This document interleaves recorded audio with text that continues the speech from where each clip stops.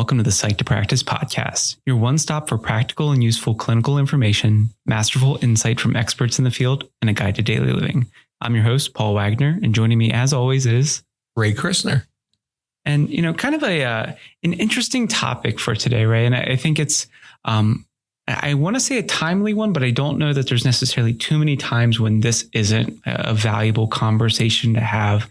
And talking about disagreements and really, how do we disagree well? Yeah, I think, I think we can't turn on the news or social media or anything where we don't see disagreements happening every day or hearing about people in disagreements, either with family or friends or their jobs. And, it's interesting because I think it's one of those things where we should do better at it because it's impacting so many people's lives. So, yeah, it's one, why do we disagree? And then what do we do so it's not so life impacting?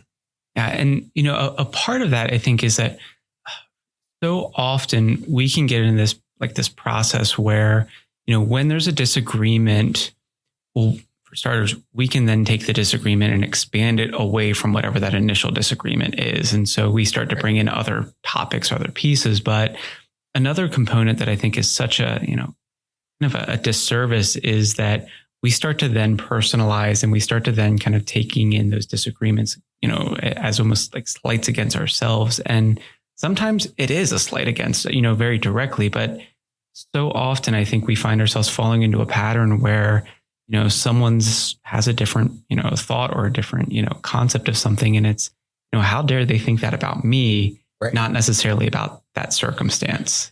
Yeah. I mean, I think your idea or your comment about it being personalized, I think that's a big part of it. I mean, it's interesting. I follow a number of professional groups. So these are psychologists and therapists. And I'm always shocked how many times there's posts about, I was at this meeting and someone said this, and how they feel like, they made me look dumb, or they, whatever it might be.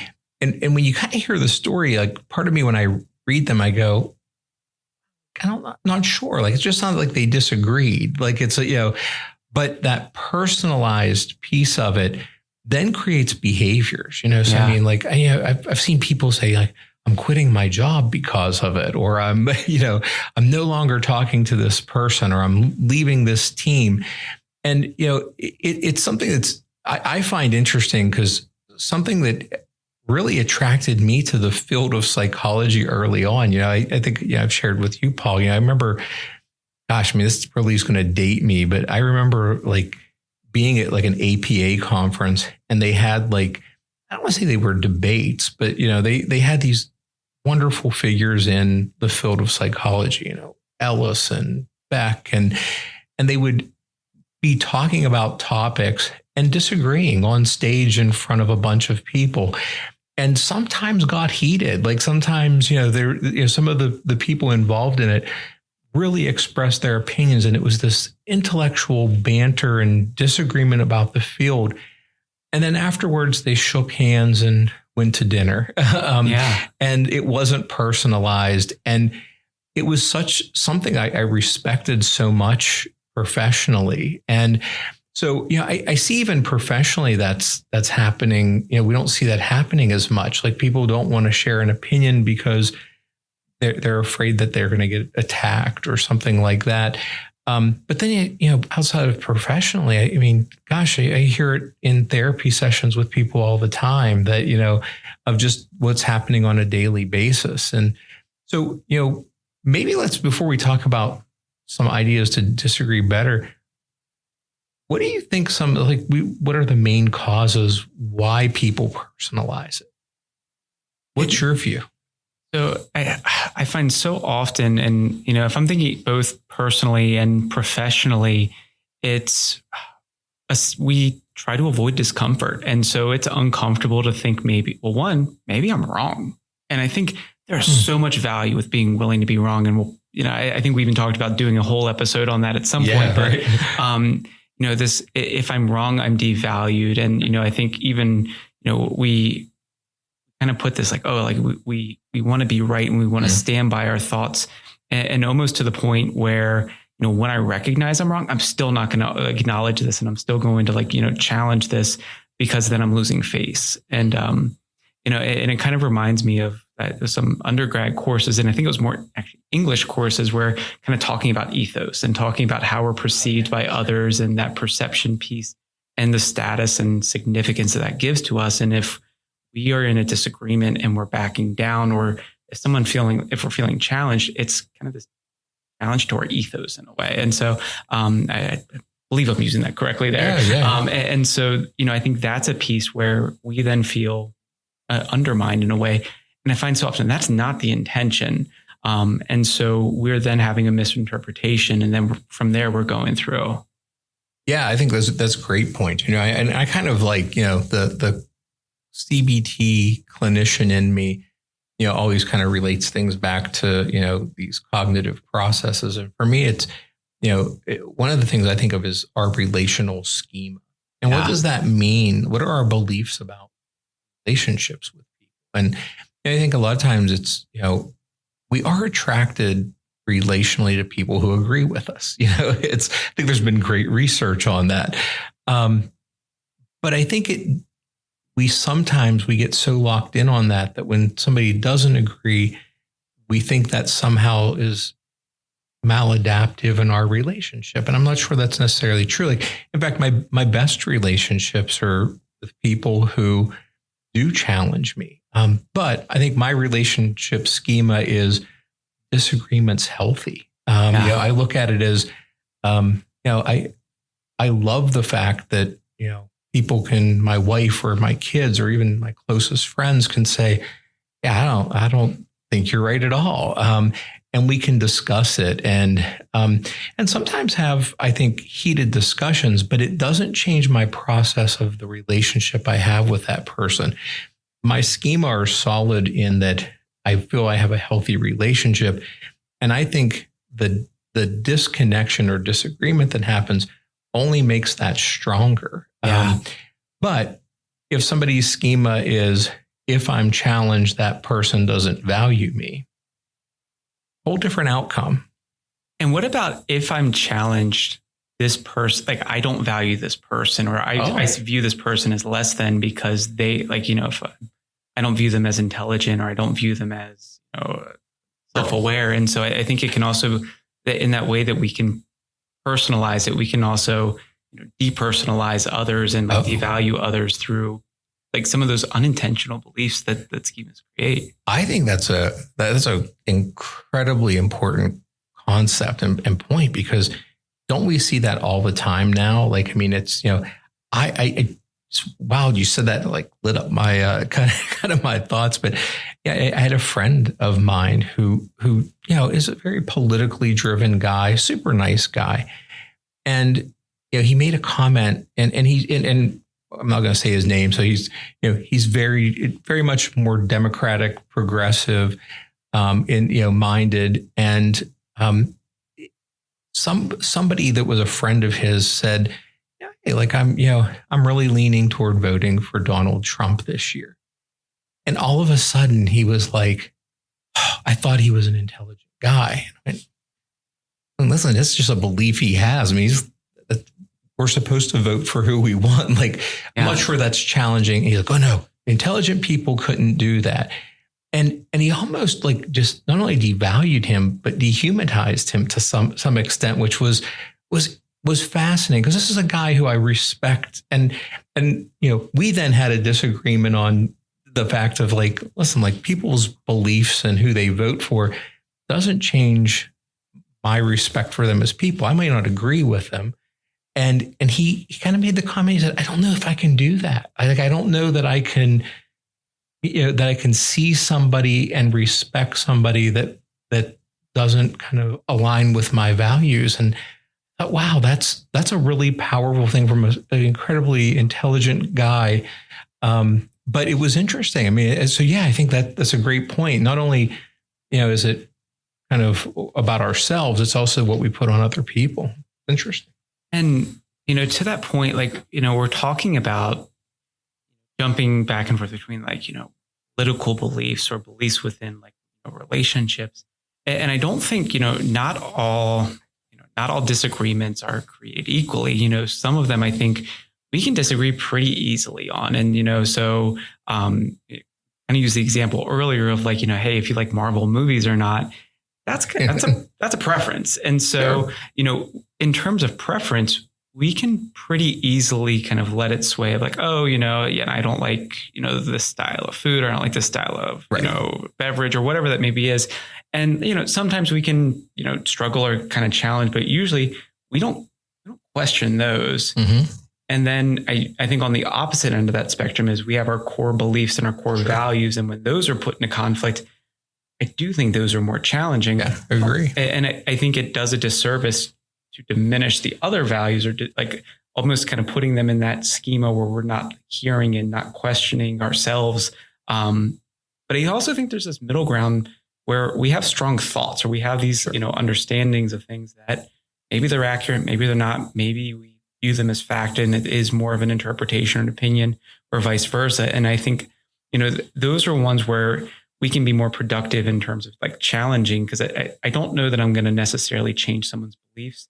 And in a lot of ways, I don't know that I want to, or if I am able to change their belief, how strong was that belief, or how strong does my argument have to be able to do that? So I like almost thinking of these in terms of like a spectrum rather than just saying, oh, we're disagreeing. But I think there's easier ones to disagree on. And there's ones where they're going to be much more complex. And if we go into it with the same approach and the same tactics, then we're bound to make missteps there.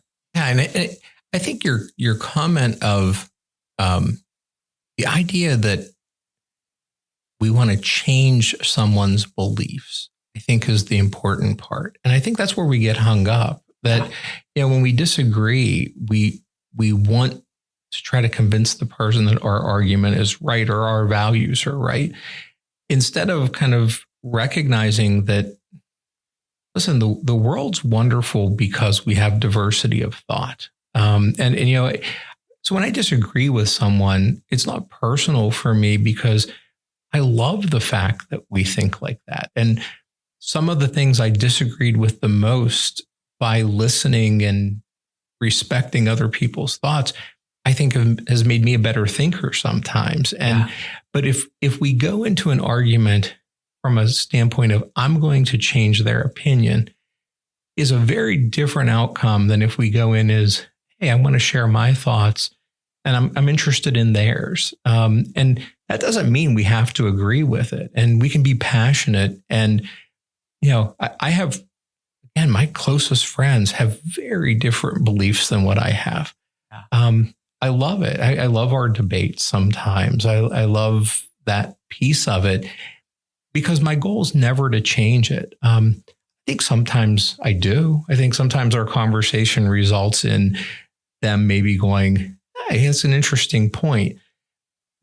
But that's never my intention. Often my intention is much more of curiosity. And I'm kind of like, gosh, I wonder why they do think that. Like what got them there? And then I kind of learn to respect their opinion. And it's interesting. I think we both value from it. And I think that's where disagreements go wrong. Our intent in disagreements oftentimes is to try to change the other person's opinion versus explaining ours and listening to theirs. And, I oftentimes when I'm working with individuals, especially in like, seeing a couple or an individual who's struggling within the relationship, that's a point I like to bring up. It's like, hey, if you're having a conflict, how much of the listening are you doing versus trying to think about how to get them to view you as right? And if both sides are just trying to convince the other side that they're right, we're both doing the talking, but we're not doing any listening. So if we're talking, we need to be willing to listen as well. If not, then it's not going to be productive. And being able to talk through that and recognize that, I think, is a valuable, skill there. And oftentimes, I think there's a lot of value in challenging some of those scripts. And so, again, I know this is a living Psyched, but I think it's applicable in the therapy office as well as outside of it. Is I like to encourage and engage in discussions where we're taking opposing views. And I'm going to try to convince you of a view I don't agree with. And you're going to try to convince me of you. And, it just kind of puts us in this wheelhouse where we're having to kind of take our script and flip it. And it shows that we can be empathic and that we can have this different thought process that we wouldn't have engaged in otherwise. Yeah, no, I love that because I think we don't do that enough. I mean, it's, I've shared with you a lot often, I've one of the groups that I think is the most interesting are attorneys. Yes. I mean, I think attorneys are wonderful at this, and because their views very different, right? They argue their case, and that's it. Like it's not a personal thing. It's we're going to make our points, you're going to make your points, and at the end they become friends. And I've had times in court where I've was testifying, and then after the case is over, they're like, "Hey, we're going out for dinner," and I'm like, "What?" like you just went at each other for days, but they can do that. But I think attorneys are good at arguing sometimes both sides. Like, their role can switch sometimes depending on, the cases. They learn how to do that well. I think we should do more of that. Like I always, I was sharing with you before we started recording, it was at a school board meeting and in a situation where I didn't agree with one of the people making comments, and it would have been easy for me to probably try to intellectually bully my ideas out there. And I stopped and started listening. And now I find myself trying to figure out and understand and maybe learn how to argue the point that I disagreed with.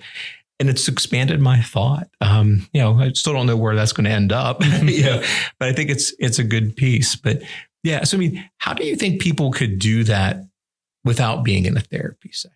Like, so that idea of like trying to argue the other point of view, like how do we do that practically? I mean, I think if there's someone who we feel comfortable and willing enough to do that, like actually having the conversation and going. And so oftentimes, like once in a while, I'll do it and like I'm taking the opposing view. But, earlier this week, I recommended to, I see the mother and I'm like, hey, go argue your son's point about why these chores are dumb and stupid and have him argue your point and like challenge each other and like really like dig in and try to win. Yeah. Like, try to win that debate and then stop and look at the conversation that came about. And I think that's something that we can practically, again, as long as with the relationship and the ability is there, I think we can implement that as long as both parties are willing to. And I think more often, the family and friends, even our colleagues, we probably can do that. If it's more kind of a bit more distant external, probably not. But even then, practicing the other side's view. So if it's, okay, hey, like, let me go with the debate back and forth. And it's the tennis match of like, okay, what would I say? And it's going to come easy. All right, now I gotta play chess against myself. And, oftentimes, if I'm challenging someone like, hey, like, what's the move you would make against yourself in this? They have a side that they want to win, but I'm like, hey, like, when you're on this side of the chessboard, you are going for this and you don't know the next move over here. When you're on this side of the chessboard, you're doing the same thing. And I think it's just an interesting dynamic of, okay, when I'm really challenging myself in this way, I'm seeing the much fuller scope instead of just limiting and narrowing like, oh, well, it has to go this way. And like, we're kind of trying to rig it, but life doesn't work that way. Yeah, no, I like that idea. I mean, I think I oftentimes have told people when they can't do it with that, with someone like, driving down the road in the car, trying to say out loud the other side and, maybe challenging people to read about the other side and do it not in a critical way from a standpoint of trying to prove it wrong, but just trying to get the information and trying to understand it critically, not trying to criticize it. And I think that's a good starting point. And I'm happy you said criticize, because I think we give criticism a bad name. If we're looking at, and I would say there's helpful, productive criticism, there's unhelpful criticism out there, but it's all feedback. And if we're dismissing and disregarding feedback, or we're only picking and choosing the feedback that aligns with our views, I think that's how we get into these concepts about, if we're looking at politics, I don't think it's this divisive statement to say we're a country divided right now. Sure. Both sides have very strong beliefs. And, we don't take criticism of those beliefs very well. The other side has their beliefs. They have, where they're coming from. We're doing ourselves a disservice by not trying to at least sit and hear it. And in doing that, we're not being unfaithful to our own beliefs either. Like exploring the other side doesn't mean that we're, all of a sudden a traitor, but maybe it makes us a better thinker. And maybe we do end up making an informed decision. Yeah, no, I think that's an excellent point. And, I think we do that because, our values have such an emotional link. Like there's an emotional influence. And so it's hard. So we get angry when they're challenged. But yeah, I mean, I think the only way we're going to ever start agreeing better, at least as we kind of look at this big kind of national landscape, is we have to listen, and again, listening. I love the fact you said you're not being a traitor. I think that's what sometimes people feel. And I've learned so much from sitting down with people who, I really thought I had nothing in common with, and learned a lot.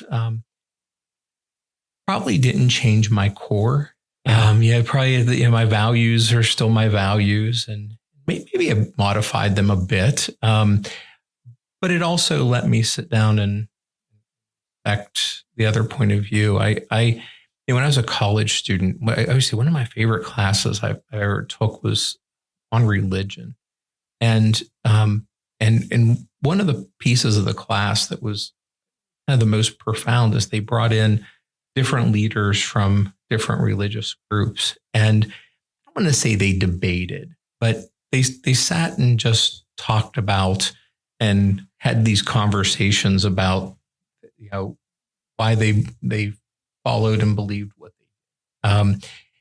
But they did it in such a respectful manner. And it was just a great experience. Like I remember probably I would say one of my favorite classes, because I got so much out of seeing the diversity of thought and it being done in such a respectful manner, which you would expect. I mean, these are individuals who are leaders of their faith, but not once did they put down the other person's thoughts. And I don't want to say they didn't challenge them, because I think they did challenge them in a respectful manner. But it was just done with grace, and what a difference in seeing that. And they were able to be friends, and they talked about how they supported each other. And even though they came from different points of view, and, I just always thought that was such a great experience, and we need to do more of that.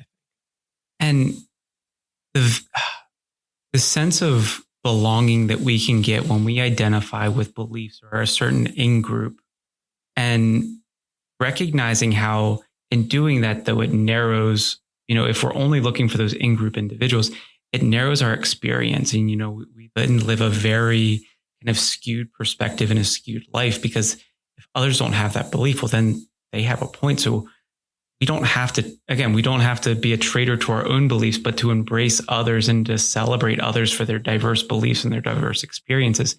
We're welcoming in, and, I also like the idea of progress isn't made when, things are going well. Like we need to challenge each other's beliefs to be able to develop change and create, new ideas and new concepts. And, that's there's a problem that's presented.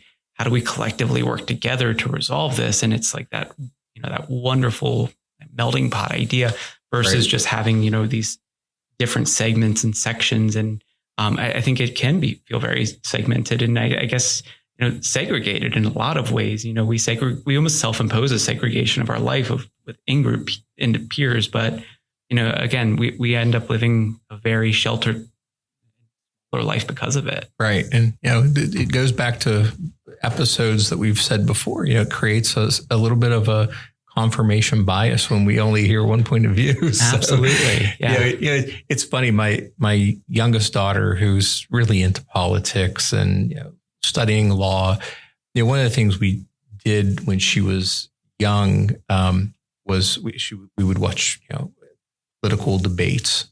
So presidential debates, we'll use that as an example. And, one of the things we would do is we would watch the debate, but we would use our recording system on our TV to record Fox News, CNN, MSNBC, and we would pick 4 or 5 channels. And then after the debate, we would go back and watch the commentary that each of the 4 had afterward. And it was an exercise. One, we kind of like doing that together. I mean, it kind of sounds nerdy, but it's kind of interesting.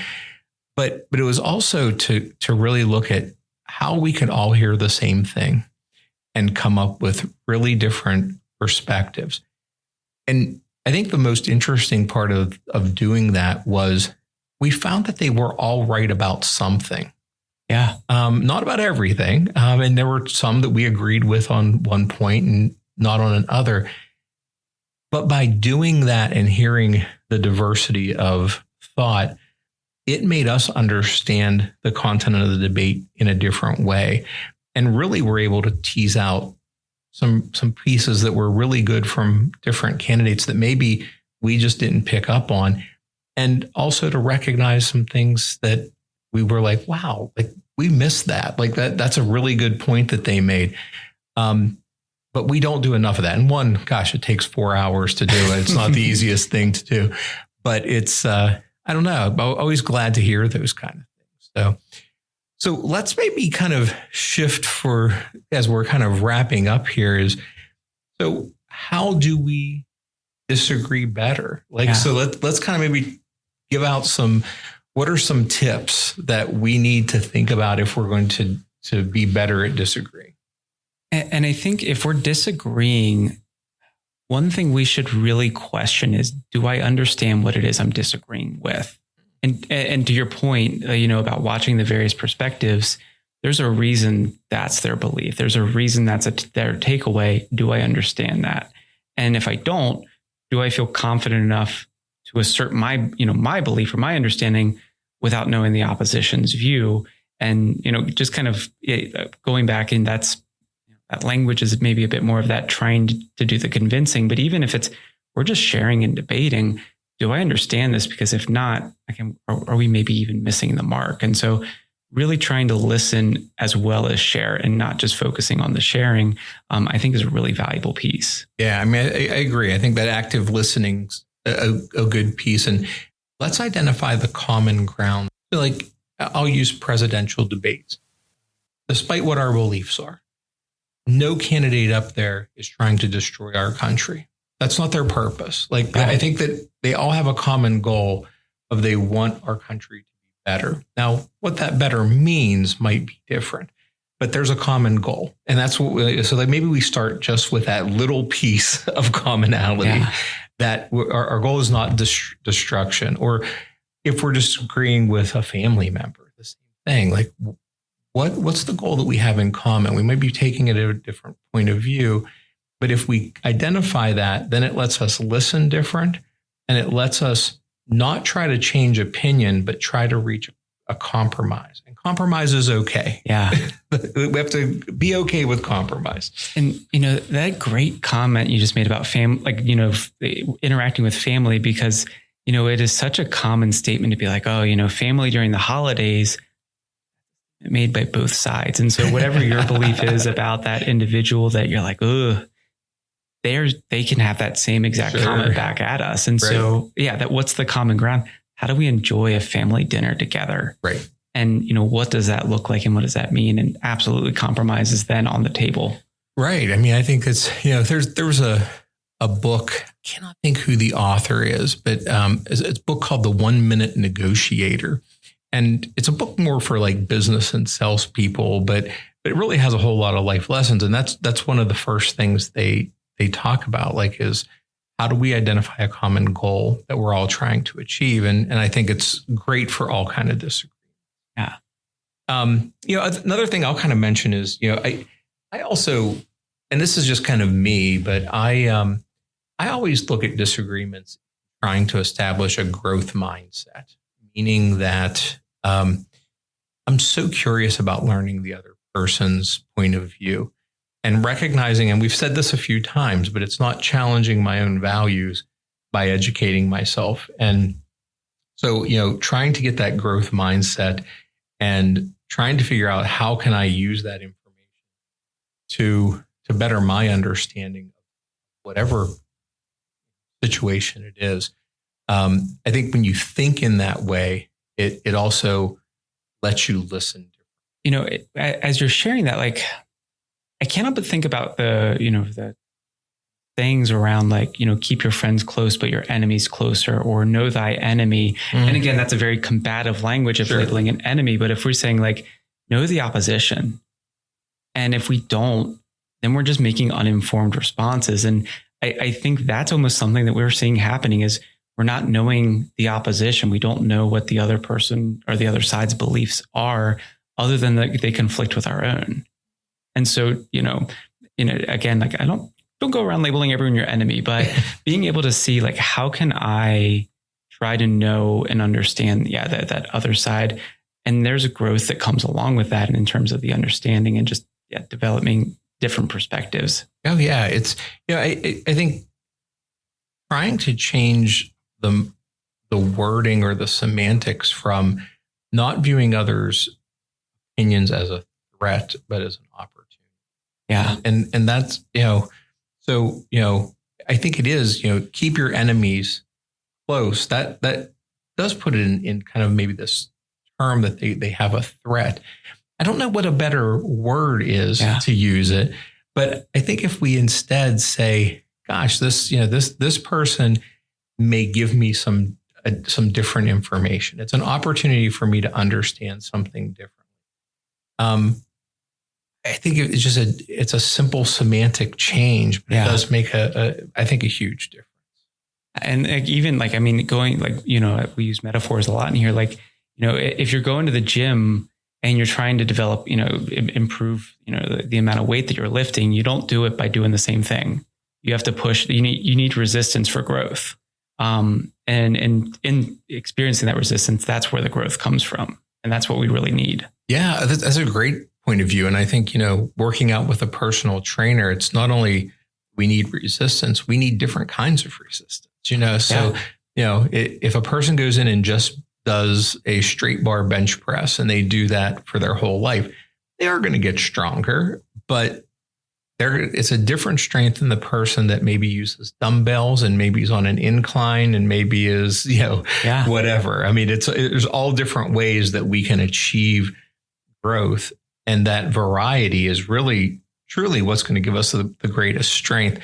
I love that as a metaphor, because I think that's a good way to think about it. All of those different ways definitely create a different strength of thought. Yeah. Going back to the growth mindset. Yeah, it's a growth mindset. Go ahead. What else do you have? One other piece, being willing to, like, especially if it's directed towards ourselves. And I can't help but think, my wife and I were watching a TV show the other day, and, like, she could tell I wasn't some criticisms, and all in all, like, if I'm stepping back, like, it was interesting, and I'm probably one of those shows where, like, I don't mind if I miss a couple episodes, but I'll sit down and watch it. But she kind of see me, like, getting ready to, like, lay into the show and, like, levy my criticism. And she's like, don't be critical. And at first I took offense. I was like, what do you mean don't be critical? But it had me pause and say, okay, am I being harsh for the sake of being harsh? Or, okay, what is it that I truly, think I'm, what are the pieces that truly stand out, and not just me, like, ranting about it.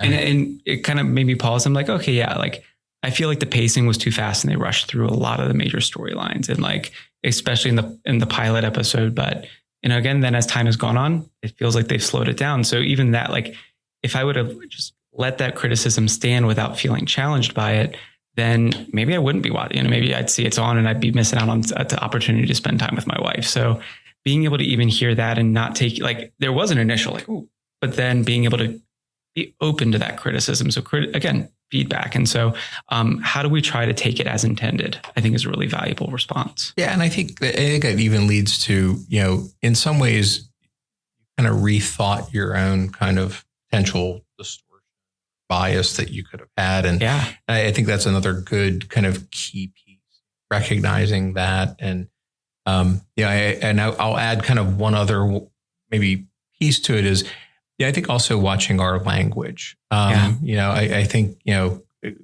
we always hear about using I statements, but, when I see arguments and disagreements happen, most people don't use those I statements and a lot of use.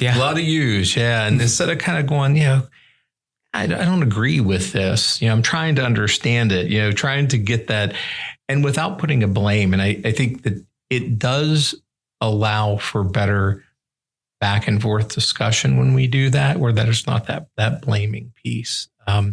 So watching our language is always a good tip for disagreeing. As well, I love the I statements. Also, watch out for the absolutes. Very few things, are absolutes in our lives. And so, but the amount of times we use always and never when we're disagreeing, and it's just inaccurate at that point. And yet if we don't stop, in the same way that like, I'm never critical. Okay. Yeah, I'm pretty critical sometimes. Right. If I don't stop and, attend to that, then I'm going to have that, distorted thought process. So I think, be aware of the absolutes and try to challenge it. Yeah, I agree. And I think maybe the last point we'll kind of make before wrapping up is, while all of these things we've talked about, I do think leads for better discourse with people and better conversation and allows us to really be open to learning. I think in reality, there are just times that we're not going to agree. And I do think we can do that respectfully and not be kind of a conflict. At least that's always the goal. And I, again, I have many friends that we probably disagree with more than we agree with, but we still respect each other. We like each other's company, and we can agree that we're never going to come to a resolution about certain topics, but that doesn't change my opinion about them. And I think just giving ourselves permission and not saying it sarcastically. I think that can get thrown around to say, well, we're just never going to agree. That doesn't mean we're respecting somebody, but I think to say like, hey, like, it's awesome that you have that thought. Like, it's just not one that I have. And it's okay. Like, I still want to hang out. I still want to be friends, but just not going to ever come to a resolution. And maybe we still can have an ongoing debate. I have a friend of mine that, I see about once a month, maybe not even that often. And probably a good hour of every conversation has been the exact same topic of debate for 20 some years. We've never resolved it. I actually love the conversation every time we have it. I know we're never going to resolve it. But I look forward to it. And it's not a threat. It's not it's a disagreement. It's not a disliking of him or any other reason. And it's become a wonderful part of our relationship that when I don't get that conversation, I actually miss it for some weird reason. So it's okay if we agree to disagree. And, but before we pull back and, I think this will maybe be teeing us up for a future episode. So keep an eye out for it. But the one thing I think there's value in us talking about and really even trying to challenge and change beliefs what's on is intolerance. And I recall hearing in a few different ways of, tolerance in all things aside from intolerance, or, the only thing we cannot tolerate is intolerance. And I think that's a really valuable concept. And, we'll dig in deeper with that. But, we're talking about disagreeing, not being about changing beliefs. And I think intolerance is probably about the only belief there's value in us kind of working to really challenge and explore. So another topic for another day. Love the idea. I think that's definitely one we're going to have to hit. But with that, we hope you enjoy this episode. We'll be back in 2 weeks. But until then, be well, stay psyched.